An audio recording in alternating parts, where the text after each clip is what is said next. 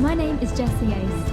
I'm part of a group of enabled warriors that you've probably never heard of. We're fighting back against our invisible illness and taking the dis out of disability.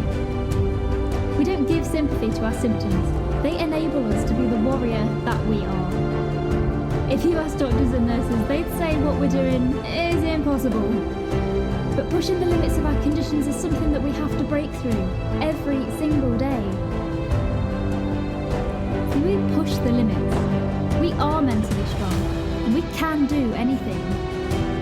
The question is, how far can we push those limits? This podcast will give you the answers. I'm Jessie Ace, and this is the Disabled to Enabled podcast.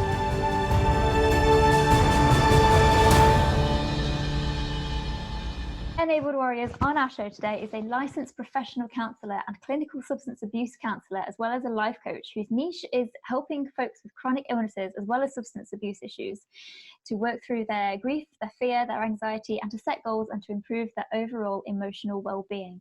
For multiple years, she has been in recovery for substance abuse issues, and in 2018, she was also diagnosed with multiple sclerosis after having symptoms for 3 years. She knows firsthand the importance of understanding our emotional needs when our physical body betrays us. She has learnt to adjust to, accept, and overcome her diseases in order to feel a sense of freedom and peace. When working with clients, she helps them understand the connection between how they think, how they feel, their physical symptoms, and how they act at the present time. She's also trained in helping clients uncover unconscious drives that come from their past. She's married with 2 children, aged 10 and 11, and she lives in a rural area in northern Wisconsin, USA. She loves to travel and spend time with her family. Enabled Warriors, please help me in welcoming the fabulous Shelley Ramsey-Young, everybody! Woo! Hey. Hey, Shelley, welcome to the show. How are you doing today? I'm good, thank you. Like I said, I'm probably more excited to be here because of your accent, because I just came home from being on a 3-week solo trip to England and Scotland as a anniversary gift to my recovery and being in remission for my MS. So by myself for 3 weeks, and people want to know what my favorite part was, and it was that I didn't have to look at the menu for my children. I didn't have to see if they had chicken tenders or amazing, whatever I wanted. So I loved it. That sounds perfect. So let's get straight in, Shelley, by going back to that day when things started to go a little bit haywire. Can you kind of describe what happened, and did you have any symptoms before your diagnosis? Sure. Yeah. Oh, I remember it so vividly. You know, you and I talked a little bit before we got started, and you've given me some questionnaires or some questions, and I mentioned about maybe bumping one up, and I thought it just fit with this really first question. And so to just set the stage, I'm sitting in my kitchen, and I'm about 36 days in recovery, out of treatment, sober, not working, just trying to heal. And I'm sitting in my kitchen, and I had this massive pain in the top of my head on the right-hand side, and then behind the right eye. And Jessie, it was so horrific. It was like somebody was stabbing me with an ice pick, and then everything just went black. And I started to kind of spin, and I thought to myself, oh my gosh, my exact words in my head, and I'll clean it up, was, I'm going to effing die of a brain aneurysm. And I spent all this time getting sober, and I haven't finished my kids' scrapbooks. Like, that's all I could think about was their scrapbooks aren't done. And I sat on the floor, and I got really, really scared because I've never had pain like that before, and I really didn't know what it meant. So then I didn't die, and I sat there, and I thought, okay, just relax. Think this is really with your eye, not so much with your head. You're not able to see out of it. You know, I mean, I could see, but everything was kind of black, and there was these like weird sensations going on. And I thought, call an eye doctor. So I did. And long story short with that, they, you know, like, well, we can't get you in. And when I explained it, they got me in the next day. And I didn't tell anybody that I was going. And so I went, and I took all the tests, the field vision test, etc. And I didn't pass them. They came in and told me that I had optic neuritis, and that typically when you have optic neuritis, the result, there can be certain, you know, things for it, but the main reason people get optic neuritis is multiple sclerosis. And I didn't panic because I knew a little bit about it, and I knew people that had MS. And so I just didn't panic because they were faring pretty well. And they were diagnosed at a time that there wasn't even a whole lot of, you know, like really good, you know, like oral pills out there. So I just didn't panic. And I thought, let's just see what's going on. So I actually got in that same day and was able to get brain MRIs. And I didn't find out, you know, right away what was going on. And then I went and saw a neurologist. And that was when the neurologist said that there were some gray lesions, and could it be possible that, I remember exactly, he's like, do you think maybe you were dropped as a baby? And, bless my mother's heart, she's in heaven, but she did struggle from addiction. So I was like, it could be possible that Jeannie dropped me. I don't know, and, but, like, I don't know that this would show up all these years later. And what did it mean for my eye? What I do know is that I did respond extremely well to the steroid. And so then they put me on the IV steroid for, I think it was 3 or 4 days. And that really helped. And so then I left it at that. I didn't think more of it. And then that went on for 3 years. And I had 5 bouts of optic neuritis before I was finally diagnosed. Wow. Gosh, 5 bouts of optic neuritis. That's insane. My goodness. Yeah. Yeah. And I would say in those cases, in some case, like every time you go, and they put you on the IV, they send you home with steroids, excuse me, that they want you to taper down on. Mm-hmm. And so in one of those bouts, it wasn't as bad as some of the other ones. And I was so exhausted from calling in and them saying, well, your MRIs only showed another small lesion. That's gray. It's probably nothing, this, that, and the other. I just started taking the oral steroids myself to reduce the inflammation in my body. Yeah. Mm-hmm. My God, that must have been such a scary time. It was. And so, and I'm just trying to think, it says, you asked if I knew anything about MS before I was diagnosed. Like I said, I had a few people in my life that had been diagnosed. And one of them was one of my best friends, Shauna, and she was diagnosed probably almost 14 years now. And she had optic neuritis and had very similar symptoms. But in her case, it was 47 lesions on her brain. So it was like it was an obvious thing. Mine were very small and not as noticeable. And she just kept saying, Shelly, please come and get a second opinion. Please come somewhere else and do it. And I'll be straight up with you. The reason I didn't was because when I first announced to family and friends that they thought I had MS, people came to me and felt like I was drug seeking. And I shut down, Jessie. I just shut down. And I thought, why should I have to doctor shop to get a diagnosis? Couldn't it be that clear cut? Until I did learn more about MS and I did get diagnosed, and I realized it isn't always that clear cut. And in the case of me going along, I was offered, any type of narcotic, or somebody, I think one doctor's like, just go have a glass of wine. And I was like, what? I'm in recovery, so I know. And I was really true to my addiction. I did not use any type of substance, even though it was so painful. And I'm sure other listeners out here can relate to the pain of optic neuritis. Oh, yeah. And then on my 5th bout, my ophthalmologist was like, I just need a new neurologist. Like we just can't keep going this route. And they sent my records to a new neurologist who had replaced the old one. And I got a call the same day, and it said, your case has been grossly overlooked. Can you come in? And she cleared her schedule the next day at noon. So my husband and I drove there, which is an hour and a half away. And we left, and he said, well, what do you think? And I said, about what? And he goes, well, I'm pretty sure she thinks you have MS. And I was like, well, I don't know. I have to do the MRIs. It's probably nothing. Like, we've been down this song and dance before. I'm just going to go blind in my eye, whatever. And he goes, I'm pretty sure she thinks you have MS. So 5 days later, I went in and had MRIs, and they found about 8 lesions on my brain. And I was probably really in an active flare at that point. And that was where I kind of got scared. Yeah, well, I can see why.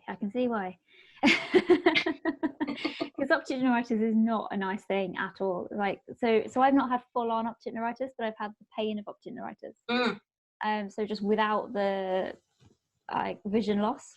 Sure. Which is the weirdest thing ever, and I don't know how that works, but it is the most worst feeling in the world ever.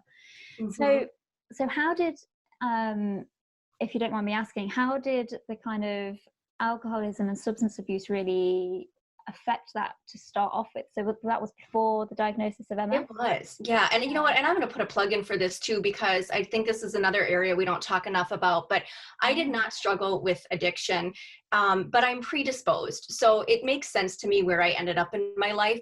But I had my first child And it was unexpected that I could probably get pregnant because I have pretty bad endometriosis.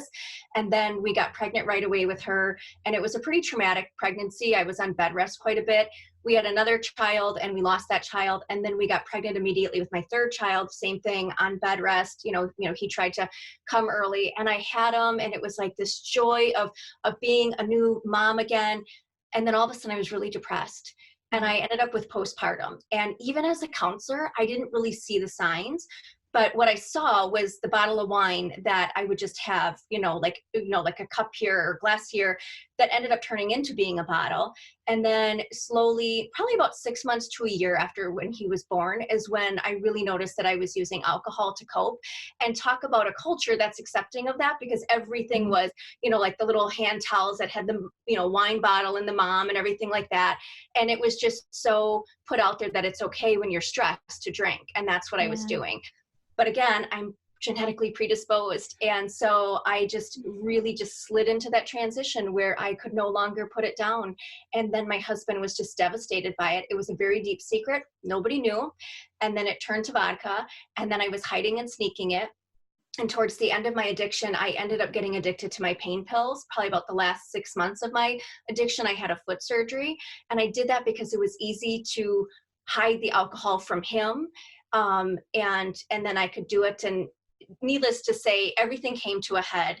And he was like, we're going to be done if something doesn't change. And so I quit my life, just absolutely quit my life, quit my job, quit my life, and went to treatment. And it was by far the best thing that I ever did.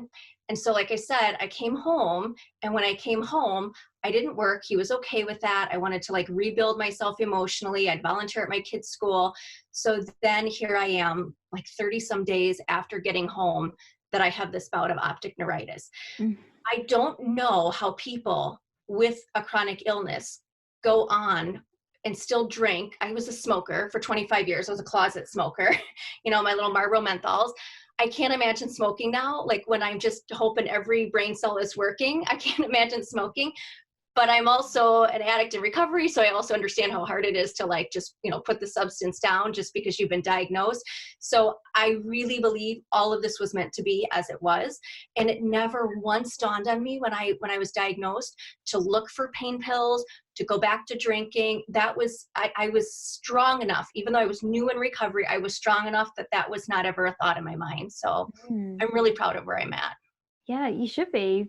You're doing amazing things, and it's amazing how you've really gone from that struggle into a really new diagnosis of a degenerative condition, and you've been able to handle that so well. That's incredible.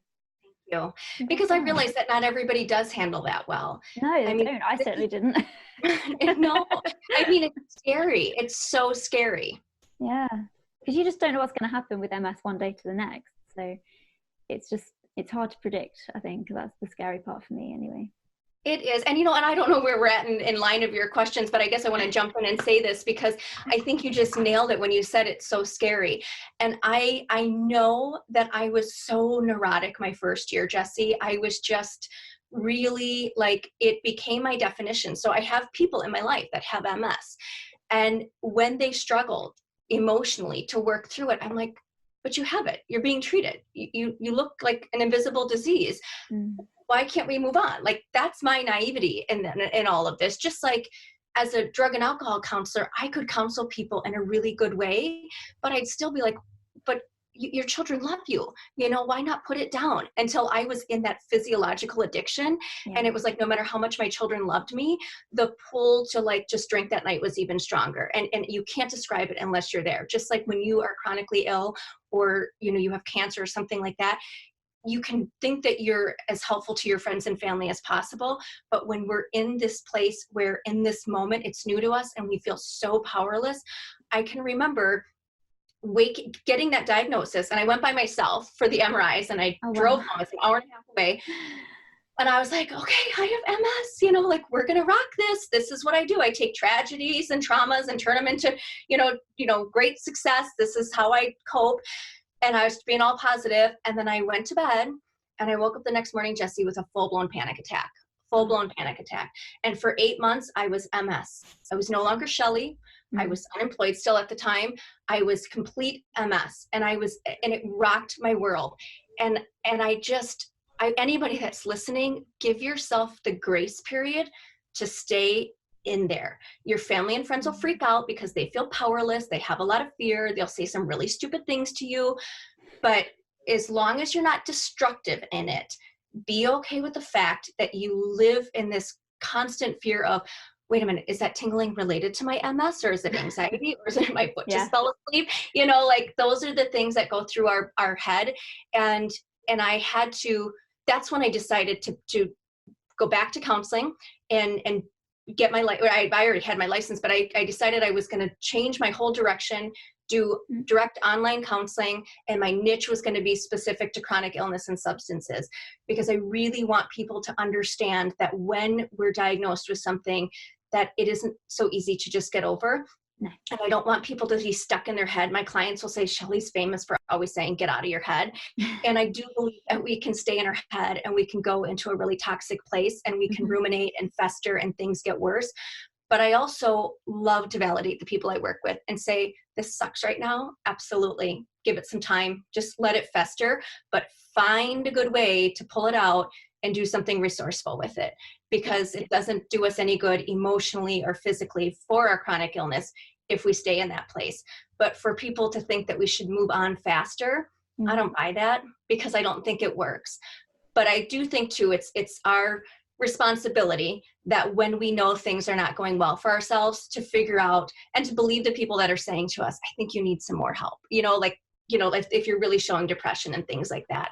Yeah. So that would be my biggest thing for anybody listening to this, is just to be okay with where you're at in that moment of fear, because I think it's that fear that really helps us grow and turn this into something really powerful. Yeah, absolutely. It's not something that you could just get over overnight.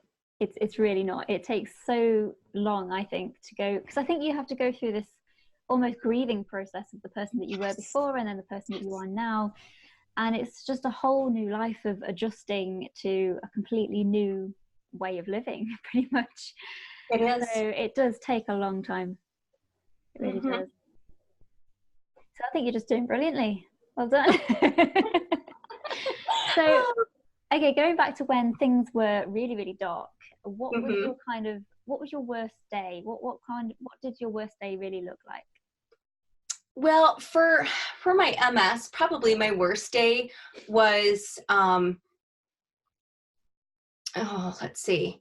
I would say I can remember trying to do some work on the computer, and I couldn't, the screen didn't make sense. Like the screen was like a wave, and things were kind of coming in and out, and the fatigue was so bad. And so at this point I had started working. And so I decided, actually, before I decided to be an online counselor, I knew I couldn't just sit at home. That's just not who I am. And my kids were in school, so it's not like I was a stay-at-home mother watching these young kids. But I wasn't ready to go back into the field of addiction or mental health, because it can be a really revolving door. And for me, I was absolutely dead serious about, like, I want to be 100% in a place of healing to work with the people that it might be a revolving door for. And how do I show up and have grace in doing that? So I took 3.5 years off, but I love working. And so I went to conferences, I stayed licensed, I opened a licensed daycare, loved every minute of that, did really well with that, never got a citation, loved my licensor, kept me feeling professional. And so I was in the process of doing a couple courses for being an administrative person in the childcare realm of things. And I had received a grant. And I can just remember, like, my instructor saying, Shelley, it's okay if you have to drop out. I'm like, I'm not dropping out. I'm going to finish this course. I was getting A's, and they were graduate or undergraduate courses, but the screen was like this. And I was so sick feeling, and my arms, my right side was numb and tingling, and that had never happened before. So I would have to say that March of 2018 was by far my biggest flare for my whole body per se. The one ironically, in like March of 2015, when this all started, it was real just specific to the eye. But then in March of 2018, that was when my whole right side went numb and tingling, and I had to limp every once in a while, and it was hard to see. And that's when the fatigue set in, the chronic fatigue that we all talk about, that people are like, oh yeah, I've been tired. I'm like, no, you don't understand. You have no comprehension what chronic fatigue is. And in fact, one of my dear friends has been diagnosed with breast cancer. And I said to her, listen, you're going to get chronically fatigued with this chemo, and you're never going to understand it till you go through it. And you're going to think you can still be productive. And she's been able to come back and go, oh my gosh, this is so different than just being tired. Yeah. It just zaps your body. But again, look at me. I look neurotypical. I look fine physically, and then I'm at a good place. So you won't see me, limping or anything like that. And I'm not in a flare. And even then it was not so noticeable, but that was by far my worst moment, was just like, what if I don't get through this? And honestly, Jessie, I think about people that are listening right now that have it way, way worse than me. And I can't even imagine the fear that they have in those moments when they cannot feel like they're waist down.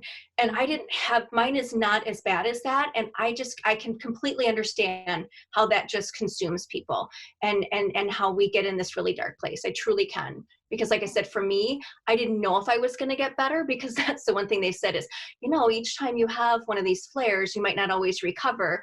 Well, then you get angry. Like, what the heck? Why couldn't this guy figure this out beforehand? Why am I 3 years into this?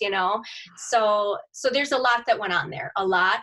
And I had to say to myself, Shelly, you've rocked sobriety. We're going to get through this. Like, this is just a hiccup. And I'm playing with the idea of a memoir, and I have quite a few chapters done. So I was like, this is just another chapter, as I'm like sleeping 12-hour days. So, and that's the other thing. I have children. They wanted to know if I was going to die. Yeah. That's quite a common thing with children. It's the first thing they say, you're going to die. Yeah. And how do you respond to that? How did you respond to it? I said no, because I'm going off of my friend Shauna, who is like thriving with her MS. Yeah. So I said, no, I'm not going to die. Even though there were days I felt like my body was going to shut down. But again, I just kept in my mind, like, things will get better. When I truly look at the darkest times I've ever had in my childhood, in my young adult life, in my older adult life, because I'm old, I'm 44, and I look at like my time of drinking and sobriety, even in those darkest moments, I always had to believe that this too shall pass. And it always did.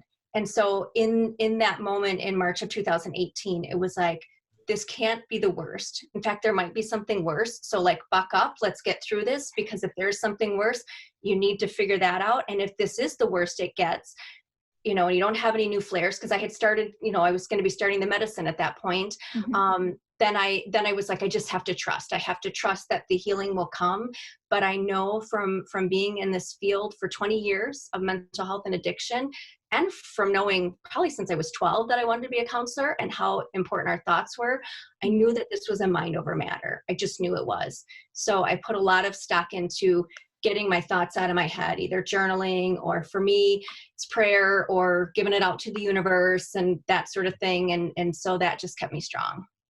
Yeah, but you need that. It's amazing. Mm-hmm. So you need something to keep you going. And I do think you were really lucky to have someone in your life that had MS already, because mm-hmm. there's so many people who were just like, I had no idea what it was, and I don't know anybody with it and stuff. So it's kind of a good thing that you had that sort of introduction to it, I guess.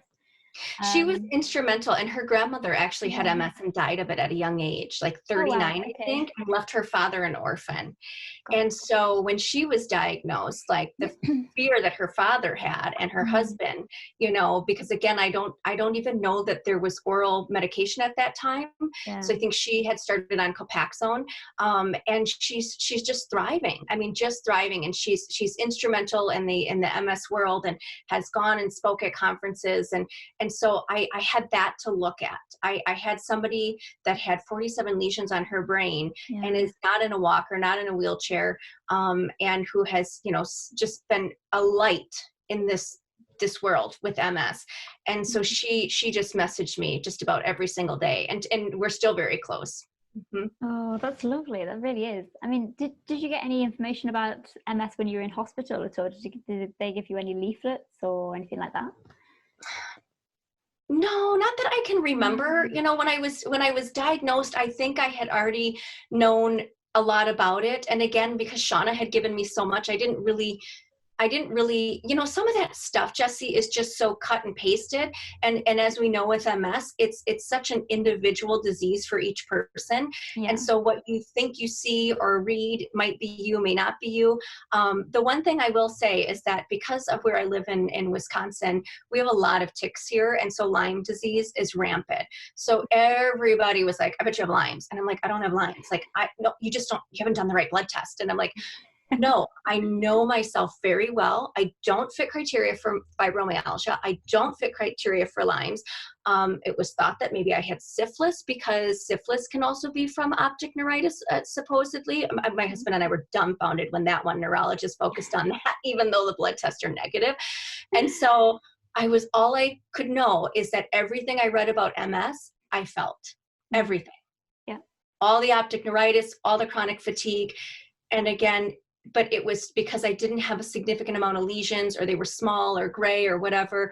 I did have one person say to me as he was doing my spinal tap, I said, can you please give me some thoughts? He said, I really can't. This is not my place. He said, but I do think that you should start asking to see your scans and see what changes have been made from 2015 to 2016. Mm-hmm. And apparently I had one lesion grow in that time, but it was just ignored. And they said, you know, and that's when he said to me, he said, you know, sometimes when you stay in the same hospital system, it's hard for doctors to think outside of what somebody with like one of their peers is thinking. Yeah. So he said, you know, your girlfriend Shauna might have some merit there when she's telling you to come down to the University of Wisconsin-Madison hospital system. Maybe you just need a fresh set of eyes, because again, from 2015 to 2016, Shelley, your scans have changed. And that's all he'd say, you know. And then I passed the spinal tap. I didn't have any proteins in there, which then the people that think you're already making this up are just like, see, you know, which you don't have to have proteins. I don't know the full extent of spinal tap. I just know that you can pass it and still have MS. So it is a head game. It's really a head game. And again, you just have to stay in a good place. And I'm sad for the people that are not.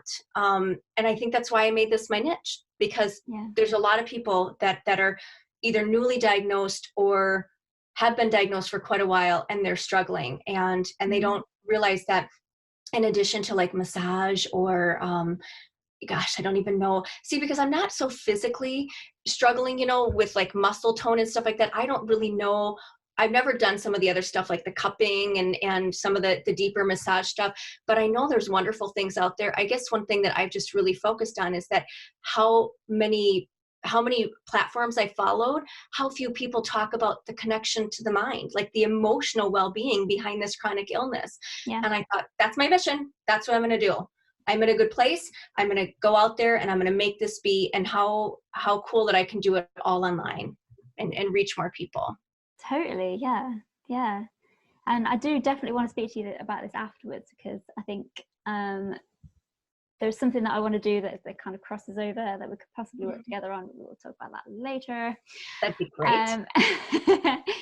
So you're in a really good place now, like you say. So let's chat about what you've done since your diagnosis. So let's go into counselling a little bit more. Where did that really come from? So you said you've always had an interest in going into counseling and that sort of thing. Mm-hmm. I did, yeah. You know, I grew up in an addicted family system, but a loving family system. Like, you know, just I can't be denying that. You know, there are a lot of alcoholics in my family, but we did well financially for ourselves. People had jobs. I was not, you know, physically abused. But there goes, you know, there's a lot with that, and so I just remember watching people, not only within my family, but within friends, and being able to like see the emotions on their face and to see their body language, and sometimes even know like what I think they were going to say. And I'm by no means a psychic. I just am that intuitive. Yeah. And so I always knew, probably from 10 or 12 on, that I wanted to do something with that. Like my friends would sit around and talk with me in the lunch room and whatnot, and I'd give advice. And sometimes it was really stupid advice, and other times it was helpful. And sometimes it was egocentric because I felt like I was, being able to be heard. And then I went to undergraduate school and then took some time off and worked in a facility for a residential facility for youth, troubled youth. And I worked with a pediatric neuropsychologist, and I learned a significant amount about what is now the DSM-5. So it's kind of like our Bible of mental health diagnostic stuff. And I loved it. And I thought, well, I want to do more with this. And so I went off to graduate school and was in graduate school getting my master's in clinical mental health counseling. Mm-hmm. And that's when my advisor said, I think you should get your concentration in drug and alcohol counseling. And I was like, I don't want to do this. My mom's an alcoholic. I don't think I'm in a good place. He's like, I think you're in a good place.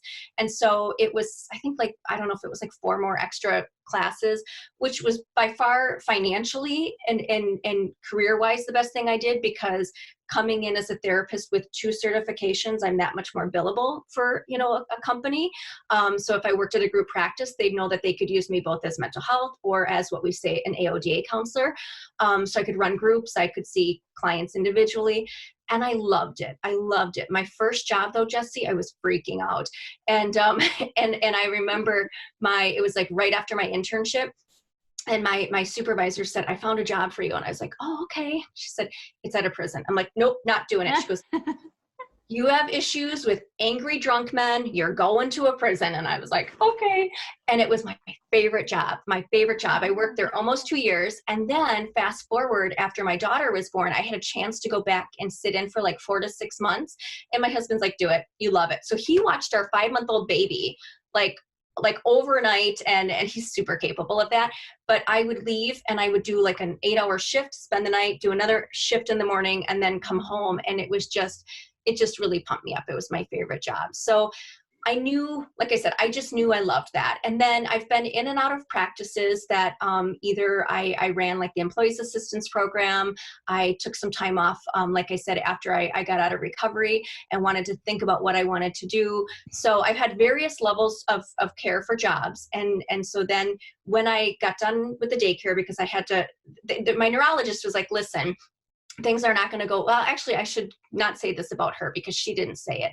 It was the neuropsychologist that I saw, because I knew something was not right. This is an interesting piece to the story. I knew something was not right, and I knew my lesions were kind of in my frontal lobe area, and I knew I was not as intuitive or connecting as quickly as I can. Mm-hmm. And again, nobody would probably know. And my neurologist was like, only you would ask to get an exam. And I didn't pass the neuropsych exam. In fact, I met criteria for mild cognitive impairment, and I was devastated. That's probably the scariest time in my life, to think that the job I love, that I'm not going to be able to do it. And she's like, don't Google it. Well, I did. And it falls under Alzheimer's. And you're like, oh my gosh. Mm-hmm. And she said, Shelley, you don't have Alzheimer's, you have MS. And as your lesions heal, your brain will heal. And so that was my mission. I've got to heal this brain, because this is everything I do for a living. And it's my absolute passion to counsel people, to coach people, to work with them. I was absolutely what do I have to do to heal my brain? And so I quit my job at the daycare, and we all cried because we loved it. And that's when an old colleague reached out to me and said, you know what? I know you're sitting at home, and I know you're struggling emotionally, and that your purpose is your work. Have you thought of doing online counseling? And I was like, no.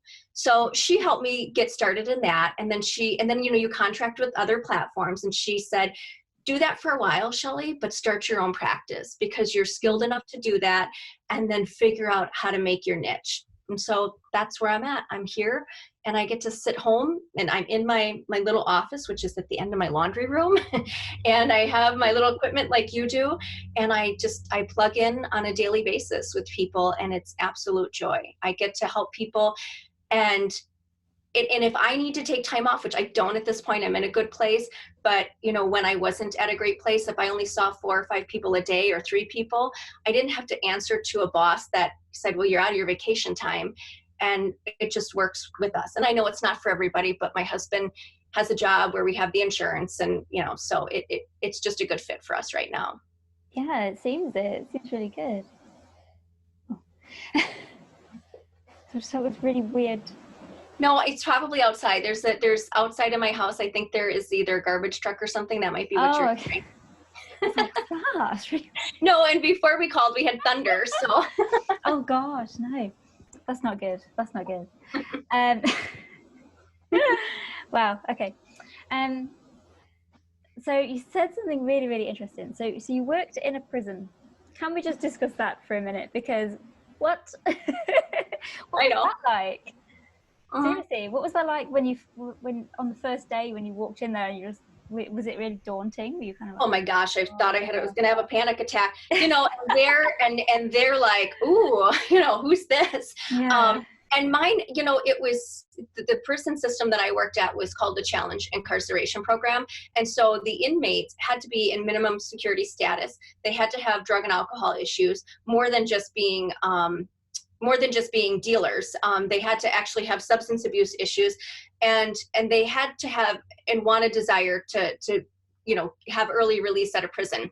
Mm-hmm. So the way that the program worked is it was a mix between a military type style regiment of exercise and physical training, as well as drug and alcohol counseling. And so they split their time doing, courses or classes with a social worker about, criminal thinking and rational thinking, and then time with me as the drug and alcohol counselor, and then, getting up in the morning at like 5 a.m. and having to run. And some people couldn't cut it. They would much rather go back. They didn't want their hair shaved, so they'd show up for the first day and they'd be like, nope, you're not cutting off my dreadlocks or whatever. Or some guy had this, long, beautiful curly hair, and he's like, I can't, I took too long. That was sad to me, that your hair meant more to you than the fact that you had maybe 3 years of your prison sentence. And if you completed this program, all the rest of that time got taken away. You didn't get any of your probation taken away. So you still got out of prison and still had 3-5 years of probation and were, watched that way, but you could definitely get this time, taken away. And then of course, if you reoffended, you'd, be put back in prison and whatnot. And so it was a 6 months program. And I would say, just loosely, probably 70% of the inmates made it through in the 6 months. The other 30% would be put back by a week or something because of like stealing a cookie in the kitchen. Mm-hmm. I mean, that was like a huge infraction for the whole point of what we're trying to teach them. But that was by far, I wrote a chapter in my book on it called White Privilege. And that was by far the most instrumental job in my life, in which I learned the most. And the chapter that I wrote is about an African-American inmate who desperately wanted to make change, but knew that if he went back to his environment, nobody in his environment would support it. And I'm right out of graduate school. I'm this tiny little white girl. And I was like, I'm going to help the world and everybody's going to survive. And I worked through my addiction with my mother, which I hadn't at that point. That was like delusional on my part to think that I had. And so I remember him saying, ma'am, inmate so-and-so, permission to speak freely. And I said, sure. And he was like, the hell color is the sky in your world? And he got really upset, Jesse. He got emotional. Oh, this is a big guy. He was like 6'6", and he had lost at that point 75 pounds, like just chiseled at this point. And he was dedicated to this program. He was dedicated to turning his life around. He didn't want to be an abuser to his, significant other. He had multiple children he wanted to really step up and take care of, but his significant other expected him to come home and continue to sell and deal so that she could have the jewelry and the things like that. She didn't care where it came from. It was kind of a break for her if he was gone. It was really a sad deal, but how reality goes. And so that was the thing that just woke me up, was I can no longer counsel people with what I think should happen or what the textbooks say should happen, that I have to look at each individual person and what is the environment that they go back to. And I'm sure listeners are like, what does this have to do with MS? It's exactly this. Yeah. I no longer counsel. Well, I don't counsel anybody right now and say, go home and try this, do that. I'll say, what are you going back to? What do you have at home? What supports have worked? What resources are there? And so in the case where I introduced to my family that I thought I had MS and I didn't get the support, I was devastated. And it took me probably a few years to kind of forgive and work through that. But I had to remember the person who did support me was my husband. He 100% believed that something was wrong with my body. He trusted I was going to stay in sobriety. And he was like, what do we have to do to get you to heal? And that was a 3-year journey that he never left my side. And I had to let go of what other support systems I thought should be there for me. Because again, fear can create all kinds of scenarios for people, and people can say some really unkind things when they're afraid for you or not believing it.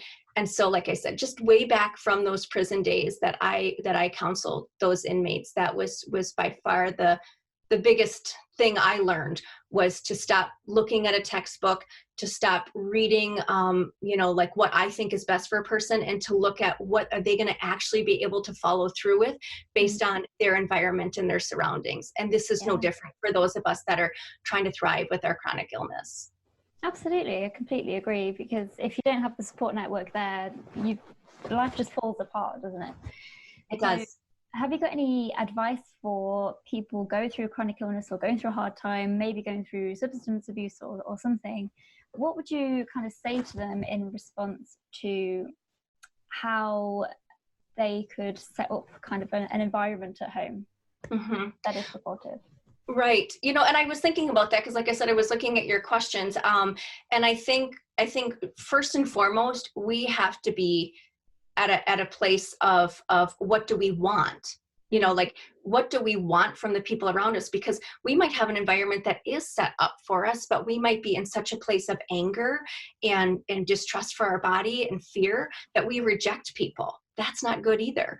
So it kind of goes both ways. Either our environment is not supportive for us, or we reject our environment. And so I think it's really an individual thing where everybody should stop and say, okay, what am I feeling about my diagnosis right now? And not just when you first get diagnosed, but every single time you have a flare or a relapse or it affects your everyday life, go back to that piece of paper, that journal, and write down what it is that you're feeling. And remember that every behavior has meaning. Everybody listen to this. Every behavior has meaning. The behavior of the people around you has meaning, and we might not understand it at the time. Our behavior has meaning. And so to sit down and just sit with our behavior and figure out what that means. Like, why are we rejecting people? Why are we crying more than we normally would? Why are we excited? What was the positive there, so that we play off of that? And so just to sit within those feelings and those emotions, and to be really real about if we're not able to work through those, that we might need some help as well. I did put on my Instagram a little video on diaphragmatic breathing, and I think that's really key that all of us pay attention to that. And so people can go and watch that there. But one of the other tools that I give to people that I give to everybody, like hands down, doesn't matter what you come to me for, you get my tool. And it is a tool that stems from cognitive behavioral therapy. And again, it doesn't matter if I see you in the coaching world or in the counseling world, everybody gets the tool, because it's basically having us take situations that have caused us fear, anxiety, anger, whatever. It's definitely created like a distress feeling in us, and it's having us write down that situation and identify it. What were the automatic thoughts that popped up in our mind? And let me just throw this out there too. People will say, I can't stand that I have these thoughts. Get over that, because research shows that we all have an automatic thought. All of us will have automatic thoughts. It's in that moment though, what do we do with that automatic thought? And how do we work through it? We don't get to use that as excuse if we have destructive behaviors, because we have just that same second to work through that automatic thought. But to not get down on yourself for having it pop up. It's research shows, it's the way the brain is, it will pop up. So you have an automatic thought. And then for some people, it creates a really strong feeling of distress and fear and anxiety. And so I tell people, write that down. What are you feeling? What were your thoughts? And then unfortunately though, Jessie, people stay stuck in those categories. They don't move outside of it. And it's almost like, I think of like badminton or ping pong, like your emotions, you're just bouncing them back and forth, and you're feeling more angry or toxic or whatever. And instead of saying, oh, wait a minute, maybe that's not what they meant. Maybe they meant this, or maybe I didn't see this.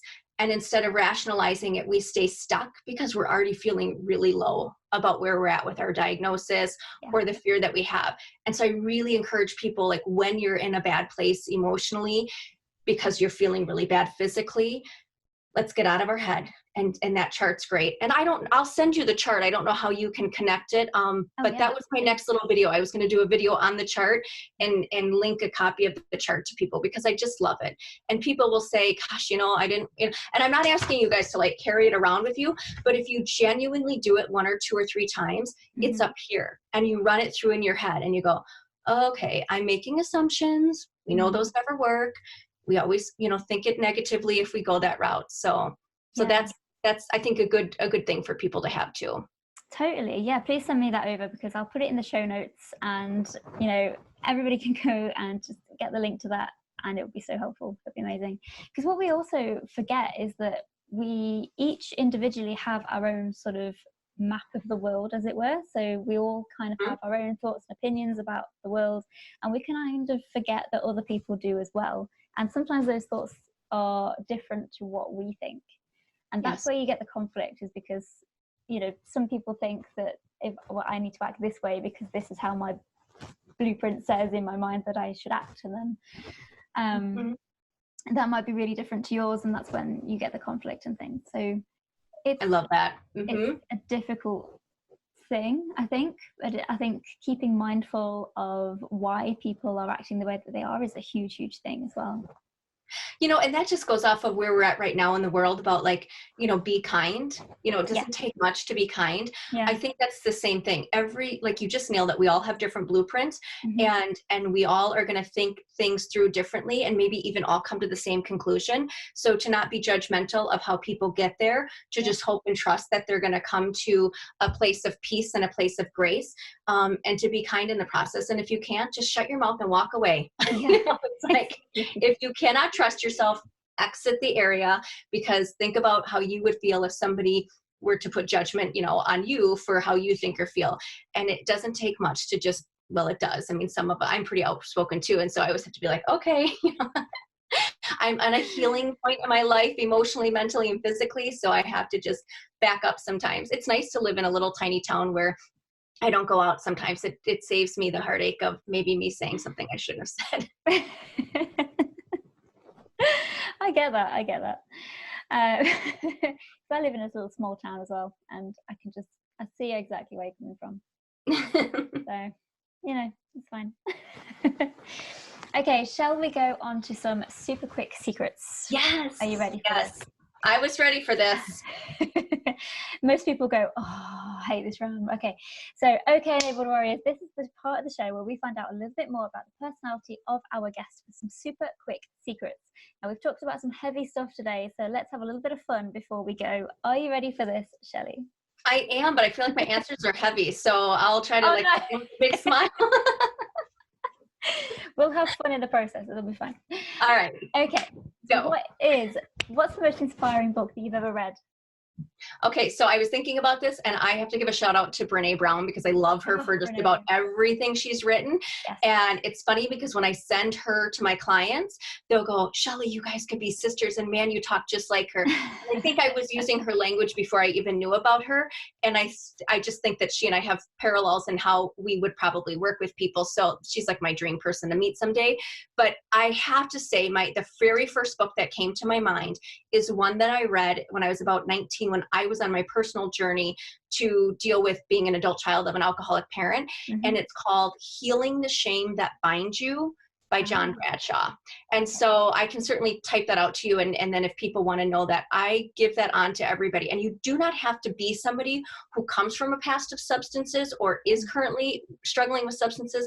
If you in any way think you're shame-based, it's just a brilliant book from the 80s or 90s, and he's just updated it as the decades have gone on because it's that great of a book. So it's called Healing the Shame That Binds You. Healing the Shame That Binds You, Enabled Warriors. Go and check that out, definitely. That sounds awesome. What is the weirdest thing that you've ever done? I couldn't think of anything, and I asked my kids and they couldn't think of anything, and I was like, if any of my friends listen to this, they'll be like, she's just weird in general, because I can be really quirky and goofy, and I think people see me as more controlled and serious oftentimes, but I do that because I think, who wants to see a counselor if she looks like this, this, and this?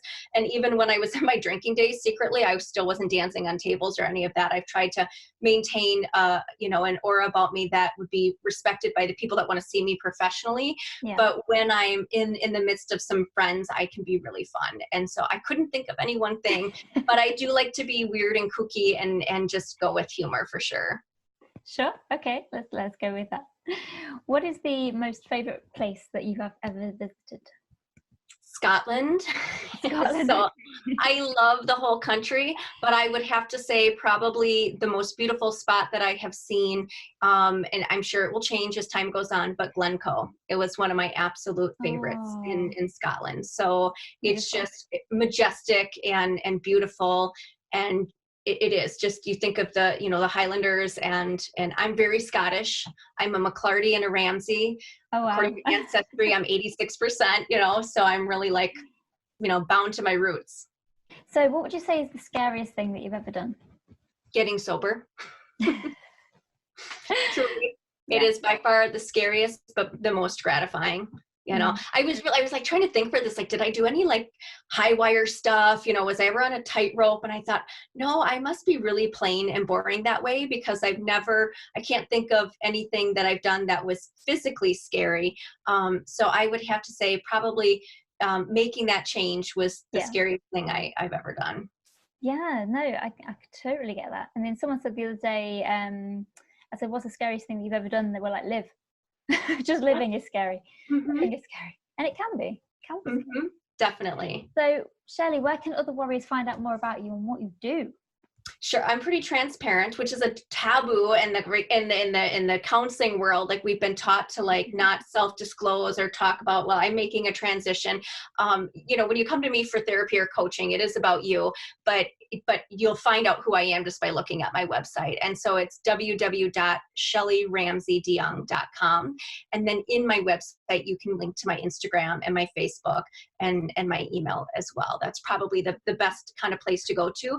And I have quite a few clients that do follow me on my Instagram and on my professional Facebook page, because I really work hard, at least on a weekly basis, to put something up there that might be either, thought-provoking, motivational, or whatever it is, just to kind of keep people energized. That's amazing.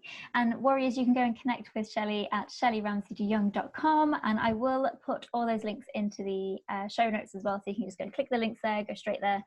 Please go and follow Shelley, because she's just an absolutely amazing person. She's a legend. Oh, thank you. So thank you so much for coming on the show today, Shelley. It's been an absolute pleasure to talk to you, and we've learned so much about you today. It's just been phenomenal. So remember, warriors, you can connect with Shelley at shelleyramseydeyoung.com. Link is in the show notes. Please go check that out. And remember, warriors, stay enabled. Thanks so much, Shelley. Bye. Thank you.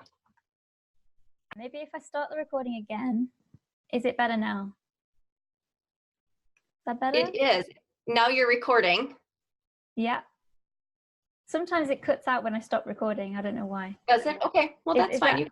Is that better? Oh, yeah. I'll just cut this bit out. It's fine. That's all right. No, did you want me to say my thing that I'm Shelley DeYoung? Yes, please, if you could. So just, hi, I'm Shelley DeYoung, and I'm an enabled warrior.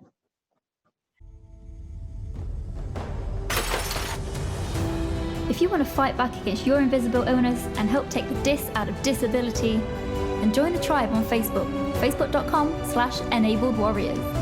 If you love this podcast, click that subscribe button and never miss another episode. And remember, warriors, stay enabled.